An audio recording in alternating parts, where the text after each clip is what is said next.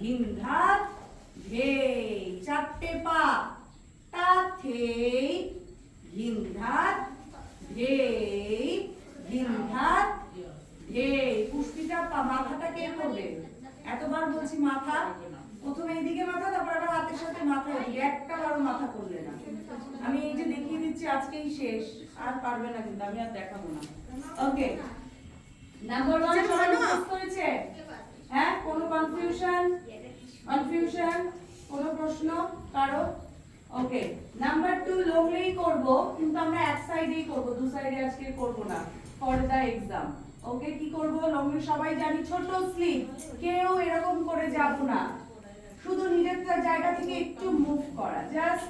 আর half slip করা মানে মাথা চেঞ্জ, অলওয়েজ হাতের সাথে মাথা। আবার যাব, এক, ছোট, ডান পা ছোট করে সামনে, হাঁটু বন্ধ, সবাই ছোট করে বসবো। এবারে ঘুরবো, একটা পা, দুটো পা, দুটো পায়ে ঘোরা, কিন্তু ঘোরার সময় টোটাল 4টে স্টেপ এখানেও। 1, 2, বাঁ পা 3, ডান পা 4। বুঝাতে পেরেছি? রাজু পা হাত ছোট করে ঘুরছো, বড়, তোমার গায়ে যার গায়ে খুশি লাগবে, তুমি হাত এরকম করে ঘুরতে পারবে না, তোমাকে বড় করে ঘুরতে হবে।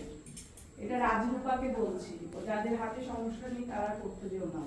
দেখি 1, 2, 1 নম্বর, 2, 2, 3, তাতে 2, 3, 4, তাতে নন ঘির, আচ্ছা উপরেই করছো না, লংলিটা দেখবো। 2, 3, 4, তাতে বডি, মাথা, মাথা চেঞ্জ, হে হাত বড়, ঋষিতা। কি রে, দুই বোন এরকম হয়ে গেল কিভাবে? টুইনসের মতো।